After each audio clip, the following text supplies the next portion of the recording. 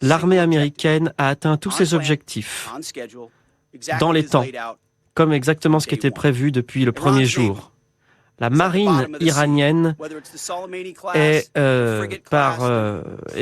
au fond de l'eau et tout ce qui concerne leurs sous-marins, les opérations de minage, tout ça a coulé. Également, c'est le cas également de l'aviation iranienne. Les systèmes anti-aériens également ne sont plus fonctionnels. C'est nous qui contrôlons les airs. Les systèmes également industriels sont également décimés. L'Iran a tiré des centaines de missiles, des drones, et ils n'ont jamais atteint notre porte-avions. Chacun de ces tirs a été totalement annihilé. Ils ne cessaient de nous tirer dessus sans succès. On peut mettre ça en parallèle avec la vague d'hier, 800 frappes. Nous avons terminé, nous avons achevé de détruire la base industrielle militaire américaine, qui était l'un de nos objectifs principaux. Ce qu'il leur reste, enfoui sous des bunkers, et tout ce qu'il leur restera. Ils peuvent encore tirer, mais leur centre de commandement est tellement décimé qu'ils ont du mal à se coordonner. Ils tirent par-ci, par-là, mais ce ne serait pas sage de leur part. Ils ne peuvent plus bâtir des missiles, des lance-missiles. Leurs usines ont été décimées, avec un retour en arrière sans précédent. Si l'Iran avait refusé notre accord, la prochaine cible eût été les ponts, les centrales électriques et les infrastructures pétrolières, des cibles qu'ils ne pouvaient pas défendre et qu'ils n'auraient pas pu reconstruire. Cela aurait pris des décennies et nous étions prêts. Ils ne pouvaient pas se défendre. Le président Trump avait le pouvoir de détruire l'économie iranienne en quelques minutes. Mais il a choisi d'être magnanime. Il l'a fait parce que l'Iran a accepté le cessez-le-feu sous la pression. Le nouveau régime iranien a compris qu'un accord était bien mieux que le sort qui les attendait. Ce nouveau régime a vu ce qui était arrivé à ses prédécesseurs, le cercle dirigeant qui avait été systématiquement éliminé, l'ancien guide suprême tué, l'ancien secrétaire de la Défense nationale mort, le conseiller des guides suprêmes mort, et d'autres également hauts dignitaires, le ministère de la Défense mort, et le commandant de l'armée mort, le ministère du renseignement mort, le commandant de la marine mort, un haut gradé du renseignement, lui aussi mort. Et j'en ai oublié, je pourrais continuer avec cette liste. Et le nouveau guide suprême, soi-disant, qui est blessé. Ce nouveau régime n'avait plus d'options. Le temps lui manquait. C'est alors qu'il a décidé de nouer cet accord. Ils savent que cet accord signifie qu'ils ne se doteront jamais de l'arme nucléaire. Tout matériel nucléaire sera enlevé, qu'ils ne devraient pas avoir, pardon. Je me corrige. Leur poussière nucléaire est enterrée sous terre, nous la surveillons 24 heures sur 24, le président a été très clair. Il n'y aura pas d'armes nucléaires iraniennes. Point barre. Le président l'a dit, et il l'a fait, contrairement aux autres présidents. L'opération Fureur Epic, en moins de 6 semaines, une mission décisive, une puissance de feu, l'Amérique d'abord, une victoire historique sur le champ de bataille.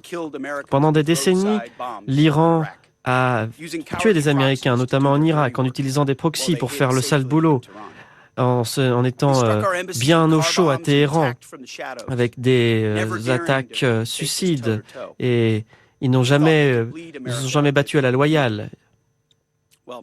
Eh bien, ils ont appris ce qui se passe quand on essaye de nous battre directement. Et même quand ils ont été chanceux, une fois en 40 jours, et qu'ils ont abattu un de nos avions avec 2 pilotes à l'intérieur. Ils n'ont même pas pu s'en emparer.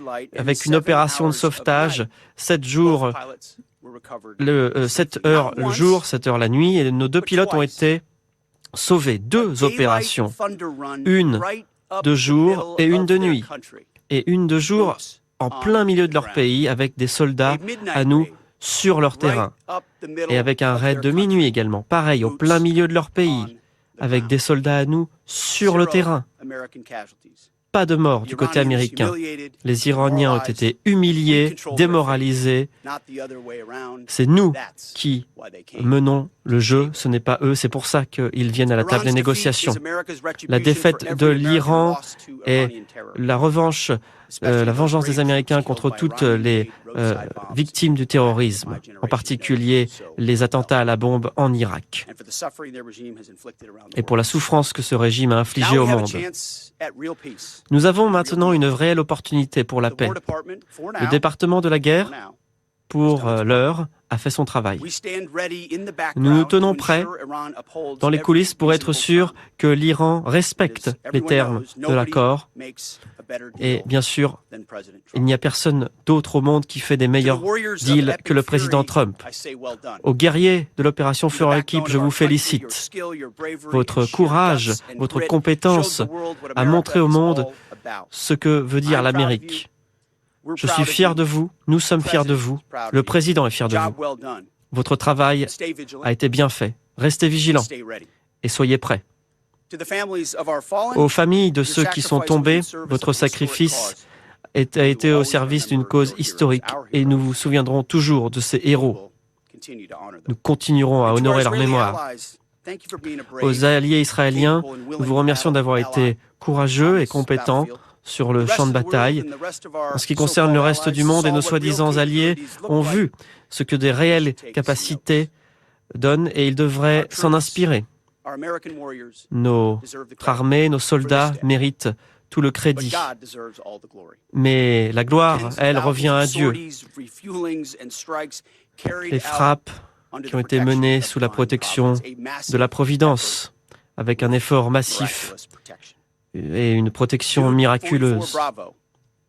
Dude 44 Bravo, le pilote, le colonel, l'a démontré, Dieu est bon. Et maintenant, le chef d'état-major va vous donner davantage de détails militaires sur le succès de cette opération. Merci, monsieur le secrétaire. Bonjour, mesdames et messieurs, je vous remercie de votre présence. Je souhaite rendre hommage à nos soldats qui ont été tués en action jusqu'à présent pendant cette opération. Leur sacrifice et le sacrifice effectué par la famille est extrêmement important pour nous. Nous leur en sommes profondément reconnaissants et nous continuons à porter leur mémoire. Leur nom et leur courage ne sera jamais oublié. Le 28 février, le président des États-Unis a ordonné à la force interarmée d'exécuter l'opération Fureur épique avec pour ordre des objectifs militaires distincts, détruire les capacités nucléaires iraniennes, détruire la marine iranienne et détruire leur assise industrielle de défense pour faire en sorte que l'Iran ne soit incapable de reconstituer une puissance de feu en dehors de ses frontières. Au cours de cette opération, les forces interarmées ont atteint les objectifs définis par le président. Nous nous félicitons du cessez-le-feu en cours et, comme l'a dit le secrétaire, nous espérons que l'Iran choisira la paix durable. Mais comme le secrétaire Hexet l'a dit, soyons clairs, c'est une pause et les forces interarmées restent prêtes si le combat devait reprendre. Avec la même rapidité et précision dont nous avons fait preuve au cours des 38 jours écoulés. Et nous espérons que cela ne sera pas le cas. Je souhaite féliciter et remercier les dirigeants aujourd'hui du centre de commandement américain, y compris Brad Cooper, le lieutenant général Kevin Wahi,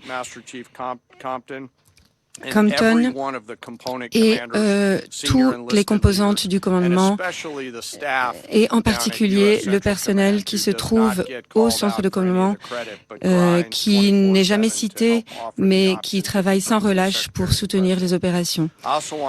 Je souhaite également souligner les forces qui font partie du centre de commandement européen et qui ont protégé le flanc ouest pour nous soutenir. Et je souhaite remercier nos partenaire dans toute la communauté du renseignement qui nous a aidés à comprendre et à voir ce que faisait notre adversaire et à rester concentrés sur le champ de bataille. Cela inclut toutes les agences, le DIA, le NSA, la CIA et le Bureau national de reconnaissance, ainsi que d'autres. Je souhaite également remercier tous ceux qui ont contribué jusqu'à présent à l'action du centre de commandement. Transcom, Stratcom, Spacecom, SOSCOM et Cybercom, toutes ces agences qui ont rassemblé leurs forces pour soutenir les efforts réalisés par le centre de commandement central. Et je souhaite également remercier nos partenaires du Golfe qui nous ont soutenus tous les jours. Le Royaume de l'Arabie Saoudite, les Émirats Arabes Unis, Bahreïn, le Qatar, le Koweït et la Jordanie qui nous ont rejoints pour défendre et protéger notre peuple et nos moyens militaires et qui, si besoin, seront prêts à le faire de nouveau. Et je souhaite